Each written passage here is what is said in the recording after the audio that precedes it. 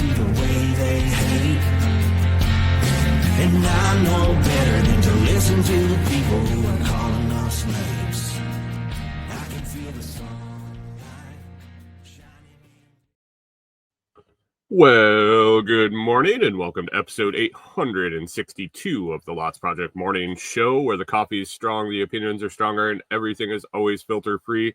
I'm Brian, your host, and it's November 3rd, 2025. This morning I'm enjoying a fresh cup of light Ethiopian from foodforestfarms.com because life's too short for shitty coffee. At Food Forest Farms, your beans are roasted by real human hands using a clean stream air roaster. More than just a customer, your family. Get 10% off with code LOTS10, that's LOTS10 over at foodforestfarms.com. And the shipping there is always free. While you're there, check out the C4 Club for even more awesome perks. Coffee Club is fantastic. The C4 Coffee Club. Really consider joining it today. Today we've got another packed show. Roadwork progress that I'm going to go check out today, but a lot has gotten done. That is a good thing for sure. My thoughts on the Trainwreck docuseries over on Netflix. We watched a bunch of those this weekend. A few plans for some barrels I just picked up at our local barrel guy. I'll tell you a little bit about that and plenty more from around the property and beyond. So grab your coffee, smash that like button, and let's get started. Good morning, good morning, good morning. How is everybody doing today? Hope you're having a fantastic morning. Should be nice and rested after daylight savings. I think that was Saturday night into Sunday. We get an extra hour of sleep. So hopefully you're all nice and rested and ready to go for this Monday morning. I woke up wide awake. I think it was like 3:00 on Sunday morning. Went back to bed for quite a while, but then this morning definitely eyes popped open early and felt like I was running late. So just because the clock changes doesn't mean your body rhythm does. So hopefully you're going through the time change. You're going through the change in your life smoothly, and everything's going all right for you. So when are they going to just get rid of the whole daylight savings thing? I'm not sure, but not this year. So this light Ethiopian that Brian sent out this month for the C4 Club finished up the Survivors blend. I believe it was the 8s I was drinking, either the Aces or the 8s. I can't remember. I didn't really look at the label that closely, but it was the light Colombian and medium dark Brazilian blend, and it was phenomenal. I drank a little bit, probably drank a little bit more than I actually should have during the week, and I went through it a little quicker than normal, but it was fantastic. And then on to one of my staple favorites, the light Ethiopian. So if you're into premium coffee, I highly suggest that you check out Food Forest Farms. And while scrambling over there is incapacitated and can't walk from his accident, he'll be still selling the twin packs of the Survivor blend. And just for the one that I've tried, that light Colombian and medium dark Brazilian, that's worth buying the twin pack alone. So head on over to foodforestfarms.com and check that out. Kat is getting in her position for the show. Just to aggravate and irritate me. She's been running around and this morning already she's a menace. The cat for sure is a menace. She dumped over our kindling box, had a little side box of kindling and fire starters sitting there, and all of a sudden I hear it just dump over. And so she decided that she wanted to play in the box, and that it wasn't for storing the things that we wanted in it. And so she was playing in that for a little while, and then ADHD herself, she just started running around playing more. So I imagine at some point we might get her climbing up the back of the chair this morning like usual. So we'll see. She actually has an appointment on Friday. She is going to go get spayed, and from what I understand, once you spay a kitten, they kind of calm down. So I'll be excited if that happens and we get her to calm down a little bit, because she's pretty good. I don't know. can't complain too much, I guess. But she definitely has her moments where you just want her to chill the fuck out. So anyway, last week on an offhanded comment, I made a prediction on the Bitcoin price this morning. Might do that every week. I don't know. We'll just we were throwing out guesses. Bless you, Corey. We were just throwing out guesses over in the Telegram group at the beginning of the week. So if you want to get in on this and you want to make a guess every week, you can head on over to the Telegram chat at t.me/lotschat. That's t.me/LOTSCHAT, t.me/lotschat. You can put that in any browser if you don't use the Telegram app, and it should prompt you to download it. It's a really cool communications app, and just ask to join the group and look for the pinned message. It should be a message about what the Bitcoin price is going to be the following Monday morning, and might as well do it right off the bat every Monday while I'm having my coffee and we're getting rolling here. Last week, you can see over my shoulder my guess. Morning, Mike's Homestead. Thanks for popping in. My guess last week is $122,651 per Bitcoin. I was way off. I was way off, but I wasn't the farthest off, so that's nice. That was definitely not the farthest off. So I got the list of guesses here. We'll start from furthest to closest. Just so you know, the current Bitcoin price as of me talking right now is $107,838. $107,838.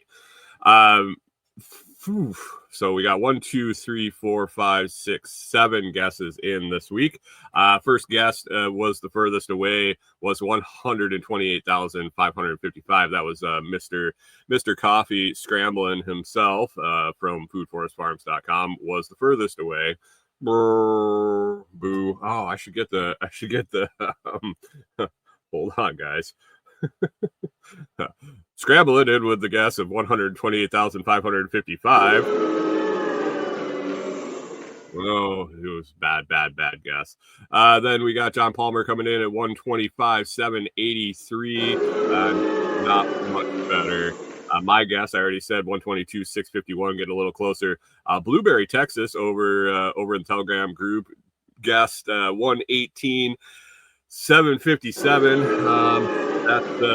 That's not very close either. We really packed it in on guessing the Bitcoin price this week. Canadian Farmstead rolled in a little closer at 117,623. Wilder Life getting even closer at 114,567. And man, the closest by far, within 1,000, within $500, my man Pip down there in sunny Florida, a Florida man named Pip, came in at 107,412.76. Even came in with the change, which I don't have on my reading, so I'm not sure how close that actually made him. But man, he even went with the closest to actual without going over. So old Price is Right rules. Congratulations, Pip. You win absolutely nothing other than congratulations, Pip. So we'll be doing this again next week. So head on over to the Telegram chat and put your guess in what the Bitcoin price will be next morning. Congratulations, Pip. So, and anyway, since we got all of that kind of stuff out of the way, back to normal. Haven't got a bunch of work done on the cabin. Feels like forever. It's been at least a couple weeks since we finished the subfloor. I've been walking in and walking out. I can't remember if since the road work started. If you haven't followed the show, a few weeks ago, The gentleman that does the road work for us did my driveway, is going to finish the driveway, do a bunch of work out there. He owns some properties along the easement road, and we're doing some road work. We've all pitched in, and we're going to get the road kind of taken care of. He started the work, took off. We got a bunch of rain and fresh cut clay and no chert and mud and rain. It just all doesn't work, especially with my truck and being the only vehicle we have. I can't afford for it to get stuck. I can't afford for it to run off the road. I can't afford to just test it out. So for the last couple weeks, I would walk in and walk out, evaluated the road. There were a couple times where I'm positive I could have driven in and driven out, but already had walked about halfway back, and so I just kept going. I've been currently working on clearing our solar field, clearing all the briars and raspberries and underbrush, and then I gotta take down a bunch of trees. So carrying a machete in and some water in a backpack is not a big deal. As far as Delinquent's Gully, I've been doing more clearing for our hops project. I've been doing a little exploring, looking for a spring head and a few other things. So nothing where I needed to drive back. It was actually like a half-mile walk to start my day and end my day. Not horrible by any means, and I could probably use the exercise. So that was the last couple weeks. And we're waiting for our windows and doors to come in that we have ordered. I've been waiting to kind of figure out the road situation, watching the weather and whatnot to order framing lumber to continue the project. So we've been on a kind of a hard stop. Windows and doors, I think they're coming in this week, maybe next week. I have my list for our framing lumber that I'm going to just have them deliver it all at the same time whenever we can get in. And hopefully it's soon enough that we don't have to pay some stupid storage fee or housing fee or something like that for the windows and doors. Otherwise, I'm going to have them delivered somewhere and move them once we have access. So this is for the whole week. This kind of where I've been sitting, and hadn't really heard from the guy doing the work. And Saturday, Corey and I went out to get mail, and so we pull in, and sitting up at Jamie's house, the first house on the easement road, was a Mini X, and our buddy that's doing the road work was sitting in the Mini X. They were coming out to work for the weekend, and it sounds like they did a stroke of business. Now we're just going to be waiting on. He was hoping. So I didn't go out, and I didn't end up going out yesterday. I was going to go out and check out how far they got. We got some rain and some other stuff going on, so we decided not to go make the trip yesterday. Since I had to go out today anyway, I have some things I have to do. I have to go out today. So I haven't gotten eyes on what they got done, but it sounds like they accomplished quite a bit from the last time I checked in, and they were still working. So I'm excited to see how far they got. It sounded like we're at a position where the dirt work's going to be done, and we'll just be waiting on chert and getting loads of chert brought in and get laid down. So if it looks anything like it did after it dried out a little bit, after the rain, this last round when they started the work, I think I should be able to get delivery in this week. I've been looking at the forecast. There isn't a whole lot of rain in the forecast, lots of sun and slight breeze. So should dry up pretty quick, should be pretty solid, and be able to get a delivery truck back there. So hopefully windows, doors come in beginning of the week here, and I get an order in, and we can get that lumber in and get moving again on getting things framed out, getting windows and doors in.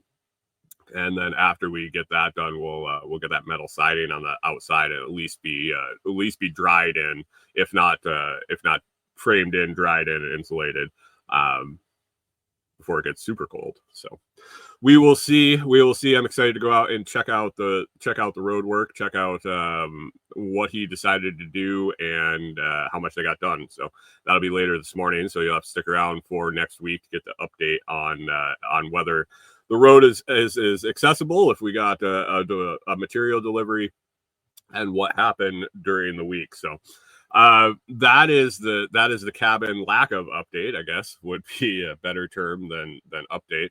But yeah, we will see. Still waiting, and getting better and better at waiting. The older I get, I'm getting a little more patient. So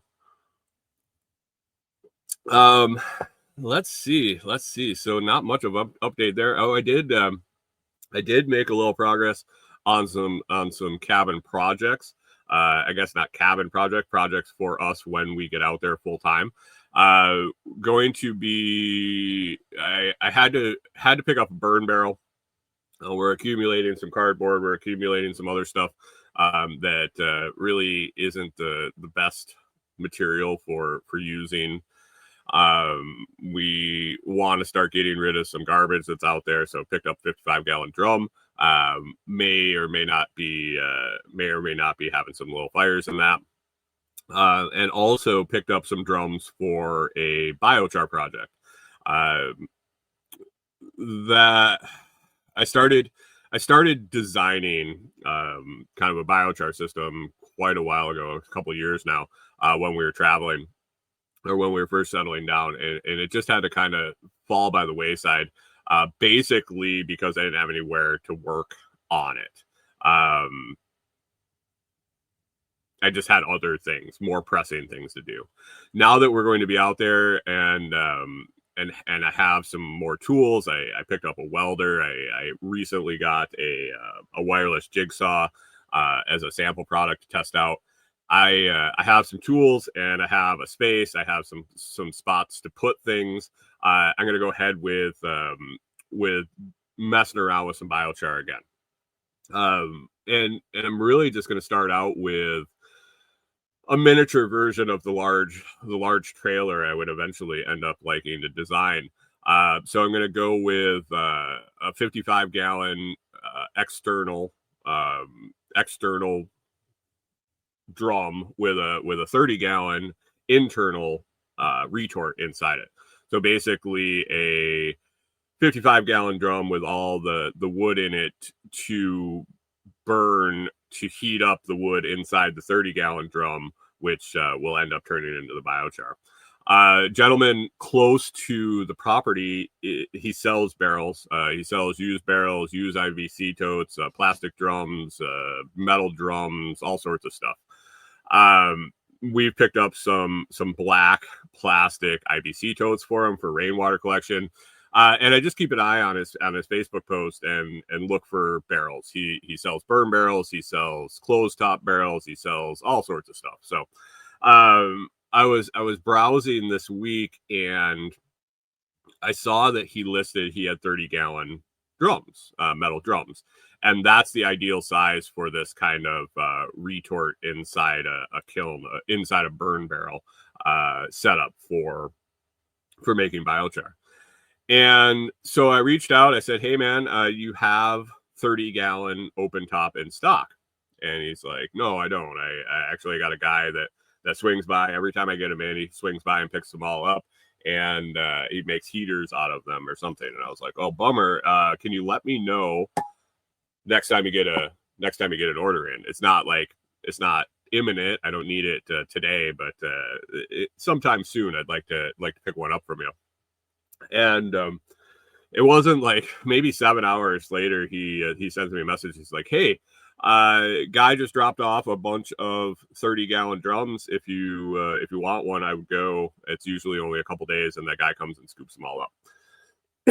So knowing that I wanted to do this project kind of in the near future, this isn't like a tomorrow project, but I needed a burn barrel. I wanted to do this project, and so I made a trip up there, grabbed my cash, and made my trip up there, and picked up a barrel. I picked up a closed top, or an open top metal drum 55, and an open top metal drum with a lid 55-gallon, and then that 30-gallon open top with a lid. And now the only thing I need left, the only thing I need for the build is I have to find myself like a 2 or a 4 foot section of 6-inch stovepipe for a chimney to come out of that 55-gallon drum. If you haven't seen the 30-gallon inside a 55-gallon biochar reactor, you can go to YouTube, Porterhouse and Teal. If you haven't ever seen them, they have a great channel. But if you go and look at his biochar, let me see if I still have it. Yeah, I got a video link. So if you're watching the live stream, the video link is in the comments. If you're listening to the audio, I will try to remember. I'm jotting it down right now. I'll try to remember to get the YouTube link for this biochar reactor in the show notes. Give me 1 second here. But anyway, it's a really cool setup.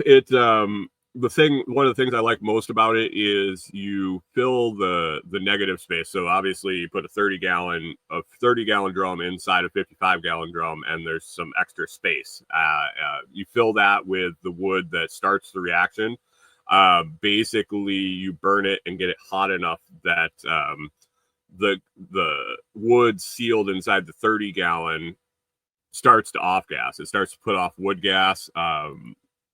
It's the process called pyrolysis. It's basically burning the wood with no oxygen.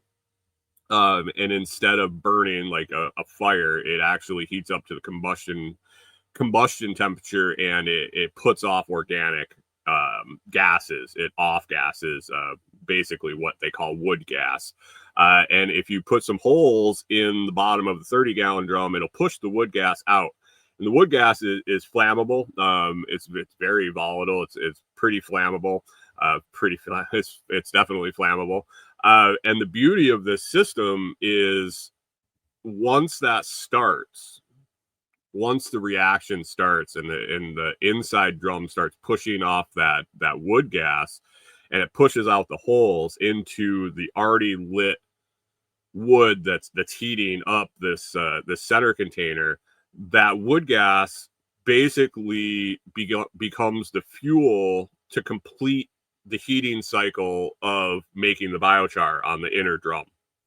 So basically it burns and it off gases, and it sustains that flame and that heat until it stops off gassing. And the beauty of it is when it stops off gassing, that means the biochar is done and the flame goes out. So if you make biochar, if you've messed around with it at all, and you've gone through the process of quenching it with water at the end to stop the reaction, to keep it from burning into ash, there's a bunch of different methods to making it, but most of them require water and quenching it to finish it. This system basically extinguishes itself, and you just set it up, you load it up, you light the fire, you kind of monitor it for a little bit, and once it's going, it just burns until it's done. And when it's done, it's done. There's no more heat, there's no more fuel, and it just cools off, and you're good. So this is one of the key points in what I was thinking about for a long-term project with a unit that is mobile and you can use it for different size batches and things like that. Is if I wanted to use it in remote places where I don't have water, I don't have to worry about the quenching to make good biochar. If you use this process where you're using some wood to get the reaction started, and then using the wood gas that's being output as the fuel source, once that's gone, it's just done. So that's the system I want. That's the beauty of it, is the no water. You can pretty much do it anywhere if it's set up right. And so I'm going to mess around with that. Should be here in the next few weeks, depending on when we get material, what we're doing on the cabin build, what we kind of have, what we have cooking in as far as time. as far as time commitment, doing things. And if I have some free time, I might mess around with getting this put together. Like I said, I got to source a piece of stovepipe to get that chimney made. But yeah, it should be easy. It should be pretty straightforward. And then we can start messing around with running batches of biochar. I did kind of look into some things, and one of the questions I had. So feedstock is kind of something that a lot of people struggle with. Feedstock, A, for making the biochar, and B, feedstock for the fuel to get the reaction started.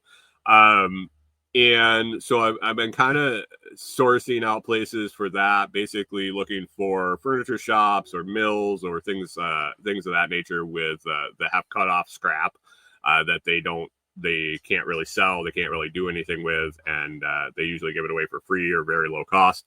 That is one option. Another option is fuel for is wood from the property or biomass from the property. And so I started digging in to see if the deadfall, half rotted, really punky wood, which we have a ton of on the 15 acres that we're managing there. This is old branches that have fallen down and laid in the forest floor and just kind of started to disintegrate. If that stuff made good char. I wasn't sure because there isn't a whole lot of fuel there. I don't know if you've ever picked up a kind of a rotting, decomposing branch in the woods and it kind of crumbles. If you throw it into a bonfire, it just smokes and smolders and doesn't really do a whole lot. This stuff is actually really, really good for making the char, the feedstock that turns into the char. It really isn't good for starting the reaction. That stuff in the outer barrel, in that outer area that you light it to get it up to temp, basically to start the whole process. We have a ton of this rotting stuff, so we have a lot of potential material to turn into the biochar, and now I'm just sourcing wood to start that reaction, to fill that outer space to get lit, and have some few ideas. We have a pretty decent source for pallets close, and I'm thinking pallet wood would burn really nice and hot and quick and get that reaction kicked off. We'll have lots of end scraps of firewood and things like that in the long term, but right now we don't have anything like that cut and ready to go and dry. And so feedstock issues will be something that we'll have to deal with in the future, and it'll take care of it. We'll figure it out for sure. So, but excited that that dry, punky, rotting wood makes really good biochar, and actually confirmed that with Canadian Farmstead over in the Telegram chat this week when we were talking about it. So that's a little update with the barrels. Got those picked up for the property. Wood stove's running. Our wood stove here is running. We kicked off the wood stove season here in the camper with the cubic mini wood stove. We're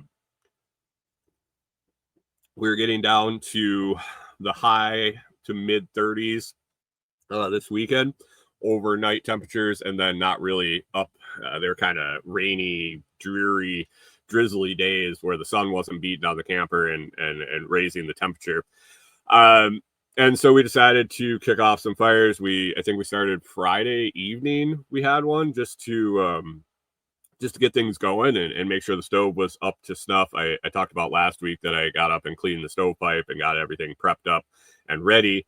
It worked. It's good. It is what it is. It's a really tough setup in our camper that Mike's Homestead said he lit his wood stove Thursday night. Yeah, it's about that time of the year. It looks like tonight. So we have it rolling this morning. It was 32 degrees outside, 32 degrees this morning. Currently, I think it still is 32. I think we were looking at today, and then the rest of the week, it looks good.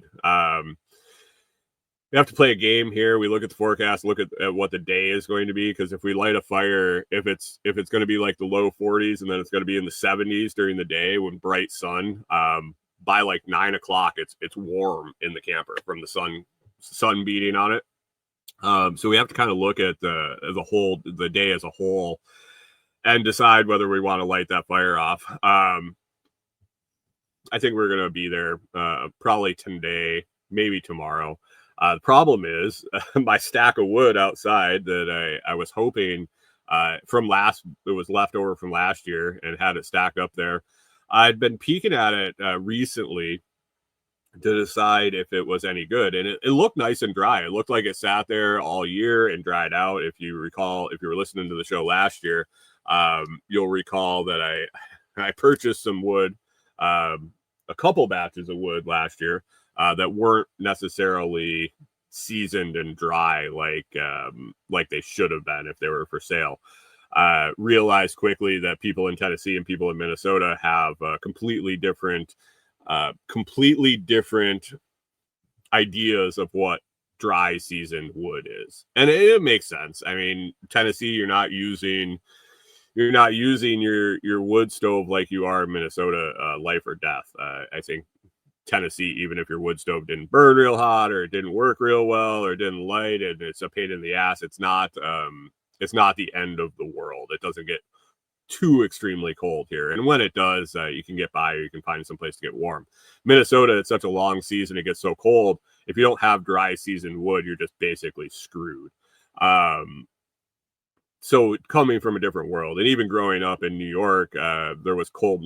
It was cold enough for a long enough time that people that were burning firewood knew that it needed to be at least a year season, maybe 2-year season. I think the stuff that they were selling last year was the one couple probably cut it down that morning. And the second couple, it was better. The second load of wood I bought was better. But it still left a little bit to be desired. So I was hoping that it dried up over the summer. A lot of it just got rotted. A lot of it's pithy and crappy, and we'll see. I cut up a bunch and brought a bunch. We had enough for fire this weekend and this morning, and I will probably run out maybe today or tomorrow. I do have a source out at the property, a couple of huge deadfall trees that kind of landed and lay with the trunk up in the air, so they haven't been rotting. They've just been drying in the sun and the breeze. And so hopefully I'll be able to go chunk some of that up and burn that for quite a while. That's a similar situation to what we did last year. I was able to find the same setup where a old tree had fallen and kicked up onto the stump that it fell from, and it just sits up in the air, and it doesn't really rot. It just gets super dry, and it burns really well. So got a couple sources of that for this year, and then already prepping firewood for when we move out to the property and cutting that longer for a bigger wood stove, because our cubic mini takes like 5-inch wood. Takes a little wiener, and then the wood stove we'll have in the cabin will end up taking more like 16 to 17 inch. So I don't want to cut all the stuff up into little tiny pieces and then not end up using it. And so a lot of work to cut that up. So anyway, wood stove's rolling. It's nice and cozy in here, and excuse me. It's been going good. It's working well. Had to order a new screen for it. Probably should have done that last year. We have there's a little air intake on the front, and we have to go in there and clean that out every once in a while. And when you take the plate off and take the flame arrest screen out, it just, I mean, our stove's 4 or 5 years old. Just got old and brittle and broke, and we've been dicking around with it. Last year, for the majority of the year, it was in 2 pieces, and it wasn't horrible to be able to hold it up with 2 pieces and get the plate over it. Towards the end of last season, it ended up breaking into 3 pieces, and it's really, really difficult to hold it and get it put back together. So Corey put her foot down and said, "We need it. We need new screen." and I agreed for sure. I wasn't able to do it with 2 pieces, let alone 3. Get it back together. That was all on her. And so I got that ordered. Coming from Canada, we'll see how long it takes. The screens were like $5. Shipping was like $5. And I don't know how much tariffs are. I'm pretty sure they take care of the tariffs, but I don't know what kind of shipping delay we're going to have en route from Quebec to Tennessee, because the company that we bought the wood stoves up in Quebec, we've been really happy with it. If you're looking for a stove to heat a small space, Cubic Mini Wood Stove makes a great product. I think we're going to be pulling it out of the camper and likely transferring it into a shed or workshop or another structure on the property. It isn't big enough or strong enough to handle a 750 square foot space that we're going to have. Probably more like a 200 to 300 square foot space. It would really heat up well. If it's well insulated, probably bigger than that. Camper is a tough situation because it's basically a hallway in here. If you've ever been in an RV, you kind of know. And the only place we had to mount it is about halfway in the middle. And so it doesn't heat very evenly in here just because of the setup. But the product itself works great. I think for a workshop or a shed, Cubic Mini Wood Stove is something you're going to want to check out. So that's going. Wood stove is running. Got the burn barrels and the biochar barrels for out of the property. What else is on my list here? Snap. Oh, snap, guys. Government's still shut down. How are you doing with it? How are you doing with the government shutdown? Have you noticed? Is it affecting your life so far? I tried to look this weekend about SNAP. That was the big thing going into November 1st. Here we are, November 3rd. SNAP benefits were supposed to run out. SNAP being the supplemental, I have it here. Supplemental Nutrition Assistance Program. Food stamp, basically food stamps. We're supposed to run out on November 1st. It sounded like last minute a couple judges said that the federal government has to fund it, and the federal government said, I don't know about that because we don't have any money, and legally we can't use this funds or that funds. I didn't really get into reading the whole thing very much, but basically it sounds like they're going back and forth to decide who needs to fund it, if they need to fund it, and the whole it's just a mess, it looks like. There were quite a few rumblings online about what's going to happen when people don't get their SNAP benefits this weekend. Will there be riots? Will there be people just stealing shit? And I don't know. I haven't seen any updates, to be honest, guys. And I didn't want to really go down that rabbit hole this weekend. I was having a good weekend, getting some stuff done and spending some time with Corey. And I didn't really want to go down the rabbit hole of people fighting and stealing and all of that stuff and flood my feed with it. So what have you seen? Have you guys seen anything happening? Have you seen I know there were definitely more than a few people that were saying we're just going to go take what we need. If they're not going to send us the money, we're just going to go take it.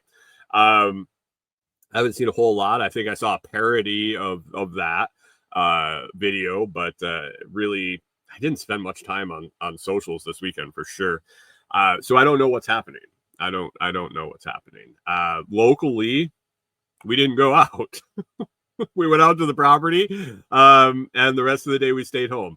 So I haven't really ventured out. I know that lack of SNAP benefits will definitely affect a lot of people in this area that I'm staying in. It is pretty rural. It is pretty poor. And it's just going to affect the area. I haven't been out since it's run out, or maybe run out. And from what I saw initially, it looked like Tennessee was not going to cover any shortages.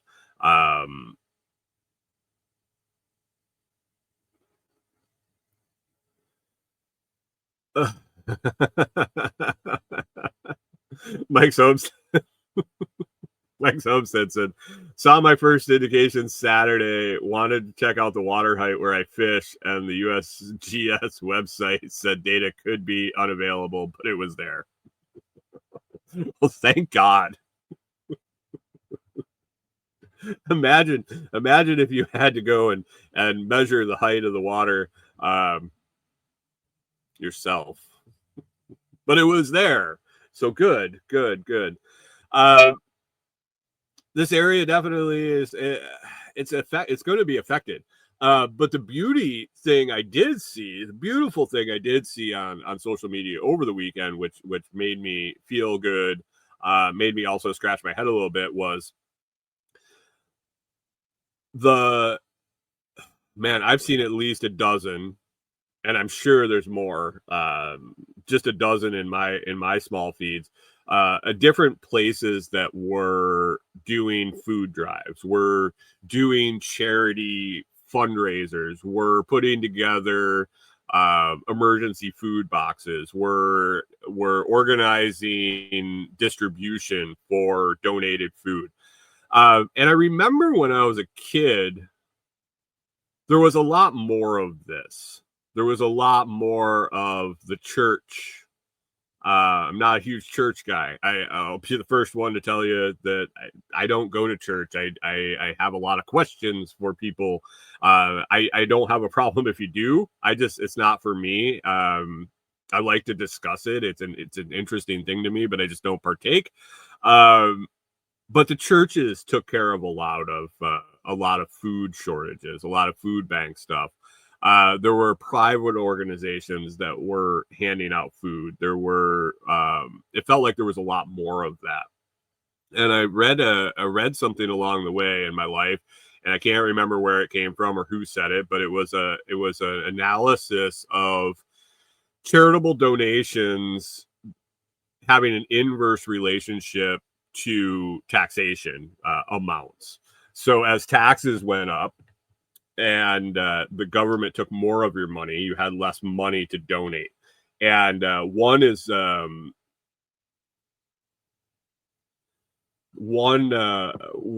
the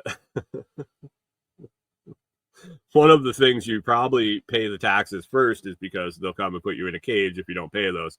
The church isn't going to come and put you in a cage. I mean, you might end up in hell or something if you stop donating to the church. So good morning, Hunter. Thanks for stopping in. He says the local Walmart made half on Saturday under last year. Are you saying that their gross sale, their sales for Saturday was half of the previous year? There could be a lot of things to do with that, but I'm sure that the SNAP benefits has a huge impact on that. But I just remember a lot more private charity, and it seems like we've really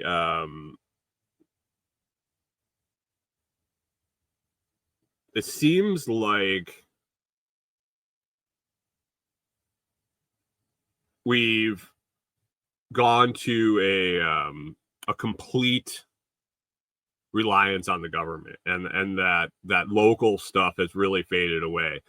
There are blessing boxes. If you've never seen those, they're kind of like the little libraries that people put in their front yard, but it's full of food. Take it if you need it, leave some if you can. That is kind of popular around here. But it was amazing to see the people figure out how to take care of themselves when it wasn't even at the point where the benefits had been cut off. People were preparing, people were organizing, people were putting together ways to make sure people didn't go hungry. Why aren't we doing that instead? I saw a figure that the SNAP program costs the government, costs the taxpayer if we really want to be honest, the government doesn't make any money. The SNAP benefit costs the taxpayer $8 billion a month. $8 billion a month. I'm curious how many commodities boxes, I think is what we ended up calling it in the Telegram chat. But a box of food, a box of essential food, something that you picked up on Monday, it lasts 3 or 4 days, and then you come back later in the week and it lasts for the rest of the week. How many of those boxes could we put together for $8 billion a month? How many of these local food shelves, how many of these charity programs, how many of these Meals on Wheels, not government funded, could be done for $8 billion a month? You always know that the least efficient way to handle dollars is through the government. What is it? The most effective way is spending your money on you. The next most effective way of use of money is spending your money on someone else, and the least effective way to use money is to spend somebody else's money on someone else. Was that the whole thing? I think there might have been 4 levels there, but definitely the least effective was using someone else's money to benefit someone else, and so that is definitely taxes.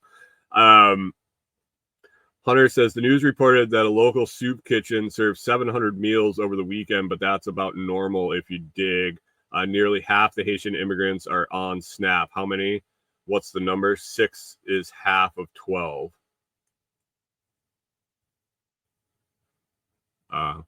Okay, yeah. No context on what half is. But anyway, why can't we take care of each other? Why is the government in control of taking care of people?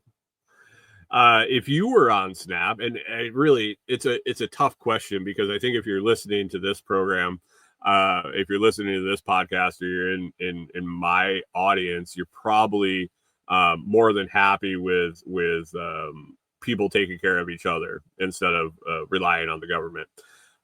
What if I was trying to think about if I was on SNAP, if I was taking SNAP benefits, if I was dependent on the government, would I rather be dependent on the government or on local charity, on local help? And I can't stress enough that it would be definitely the local people. But just seeing that $8 billion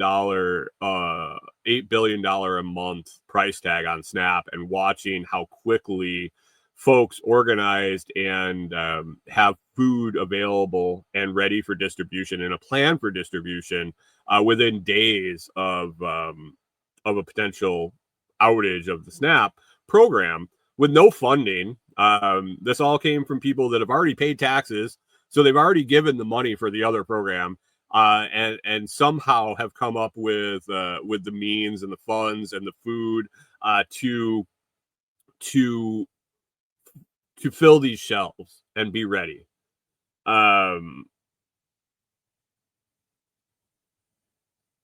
Mike's Homestead says government has helped create a sense of entitlement, and most of us want nothing to do with those folks. Yeah.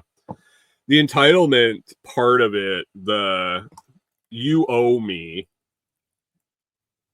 I don't understand. I don't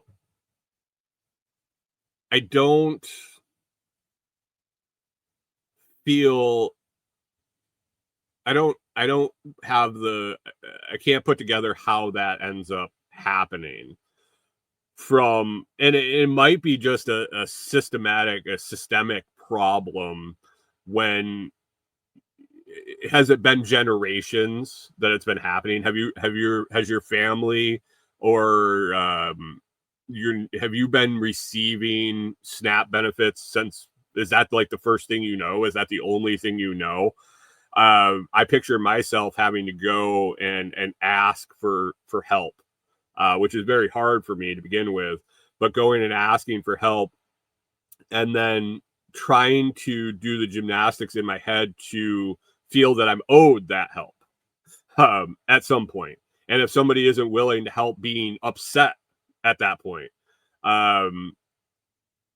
It's a weird transition in my head. And I'm guessing that it has to do with longevity. That if you're just in the process of getting that payment, and it's gone, then you're a little pissed off about it. So I don't know how this is going to go long term, but I really feel that it looks like the public could definitely do a better job of providing assistance, and probably a healthier job of providing assistance. And instead of just giving people funds, giving them what they actually need is the food. The program is designed to provide nutrition in the event that someone can't afford it, providing them with money to make their own uneducated nutrition choices. Maybe providing food is the answer. Mike Homestead says, I've delivered a lot of food in Mexico. The people there start cooking it to share with us. Yeah. Yeah. Yeah. Weird. Yeah, maybe we should start giving out food instead of and we talked about that in the Telegram chat this weekend, or this week also, was the old government cheese, where you used to go and get actual commodities. You used to get cheese and canned meat and things like that, instead of getting a check to go to the supermarket and buy whatever you want. So maybe that's the solution, is going back to that type of program. I bet it would cost a lot less. I bet there would be a lot of people that weren't happy with their Velveeta in a can and their steamed pork or whatever, steamed beef in a can, and instead of being able to go and buy what they want at the store. So I don't know. I definitely think people need help. I'm not a cold-hearted person that doesn't think that people need help, but I think there's more efficient and more effective ways to do it than just to give them money. So that's SNAP. We'll see how that goes. Last thing we'll touch on here. We're running kind of up on 7:00. Watched a new series on Netflix. Corey and I, bounce around. We watch different things. We'll watch TV series. We'll watch movies and this and that. By the way, if anybody, we watched Slam and Salmon over the weekend in honor of daylight savings. Every daylight savings, Saturday night we watch Slam and Salmon. If you don't know why, you'll need to watch the movie, but they definitely reference it multiple times during the movie that it was set on daylight savings. So it's just kind of a little thing that Corey and I do. If you haven't watched Slam and Salmon, it's from the same people as Super Troopers. We find it pretty funny, so you can check that out. The Slammin' with no G, just an apostrophe. Slammin' Salmon. But anyway, the other night we were looking for something to watch, and we found it was a list of little mini docuseries, and it was called Trainwreck. And so it had a different series, different topic for they were like some were one episode, some were 2 or 3 episodes. But the topics that we blew through this weekend, we were watching a bunch of them. They had a whole series on Woodstock 99. And if you remember, Woodstock 99 was an absolute shit show that ended up with the place pretty much burning down.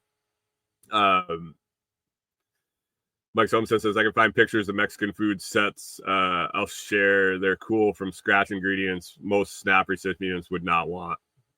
Right. Yeah, for sure. But Trainwreck, Woodstock 99 was the first one we watched. It was really good, and it kind of got us sucked into the series. We wanted to see what else they had. Some other things that we watched on this Trainwreck series was a couple episodes on Rob Ford. If you don't know who Rob Ford was, he was the mayor of Toronto. He was the brother of the current mayor of Toronto. I think Rob Ford is or Doug Ford is currently the mayor of Toronto. Could be wrong on that, but I believe he is. Rob Ford was his brother.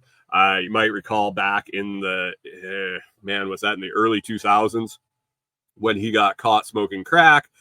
He was very boisterous, loud, not your typical politician.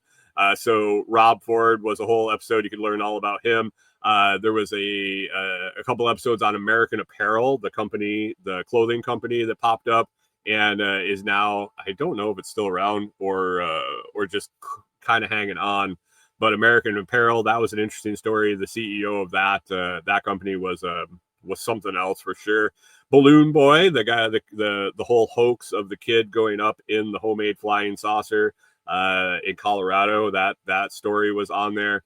The Storm Area 51 group, the group that had a Facebook meeting to meet up at Area 51 and all storm Area 51, saying that they can't stop us all, and how that all went down and the results of that. There was a Project X party. That was a pretty good one. If you don't know what Project X is, it was a movie about a viral party that got out of control. It was from the early to mid 2000s, but it actually happened in real life in the Netherlands. Somebody posted a party on Facebook. It ended up getting put as public and went viral. And this tells the story of really what happened when there was an open invite and there were hundreds of thousands of people that were supposed to show up to this party in this tiny little town. So you could check that out. And then there was an episode on the Astro World, the Travis Scott concert in Houston, where a bunch of people died from being crushed in a rush, and kind of how it happened, the story behind it. So if you're looking for some shorter docuseries, some stuff that you may remember happening, you maybe not know the whole story behind it. Maybe you heard about it in the news, and there were definitely interesting stories. They were well done.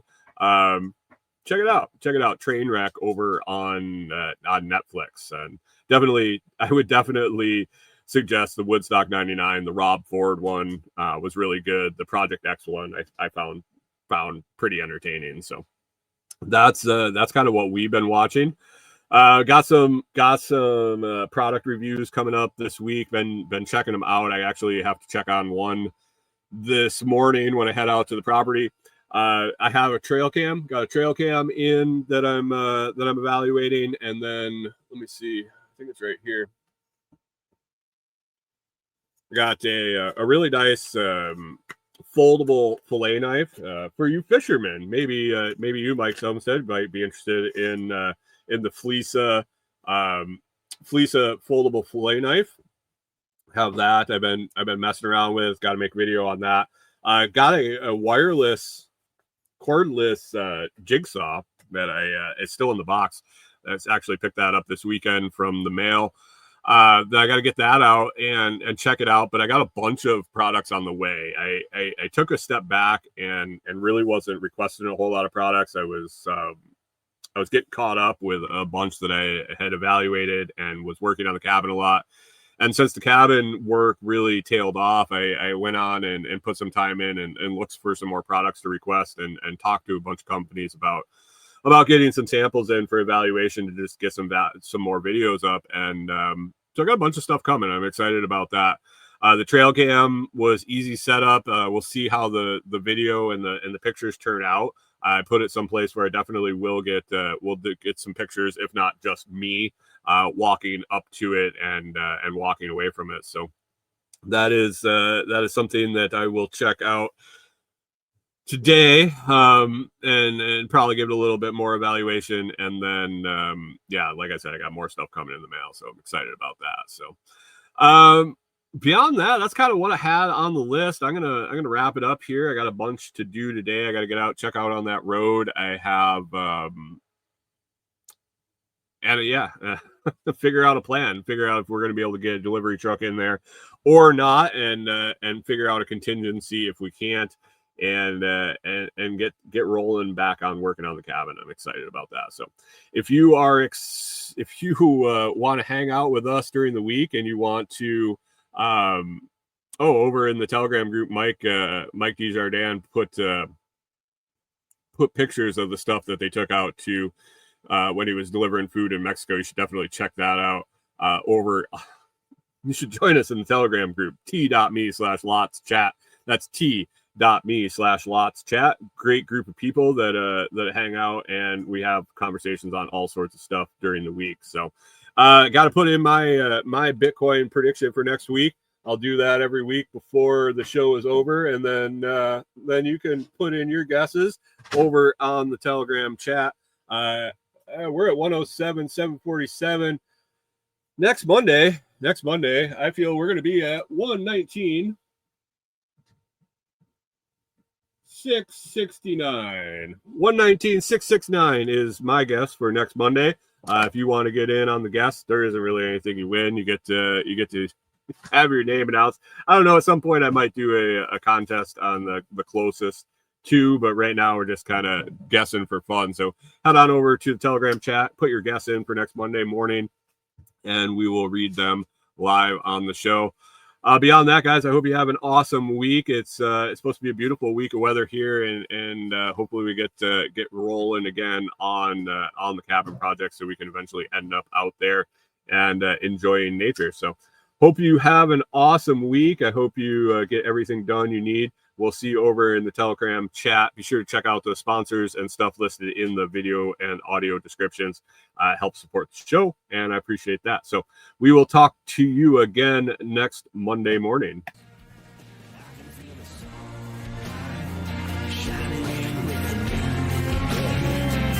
the end of this longest ride.